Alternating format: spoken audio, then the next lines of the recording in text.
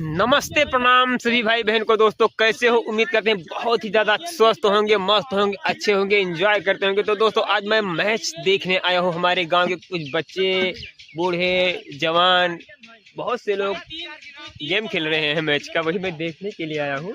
और हमारी बाइक उधर खड़ी हुई है दोस्तों, वो देख लीजिए। और ये बहराइच से चल करके आया है मैच खेलने के लिए दोस्तों। तो बने रहिएगा वीडियो के लास्ट तक, बहुत ज़्यादा मज़ा आने वाला है। अभी मैं आप लोगों को दिखाता हूँ पूरा। बहुत जोर तोड़ से मारने के लिए, ये देखिए मार दिया भाई इन्होंने। और कैच हो गए भाई, कैच हो गए रोहित शर्मा जी, कैच। ये देख लीजिए दोस्तों, यही एक लोग छोटा मुन्ना नन्हा मुन्ना कलाकार है, लेकिन बहुत जोर से चौका छक्का मारता है यहाँ पर। आनंदम पारी समाप्त हो गई क्या?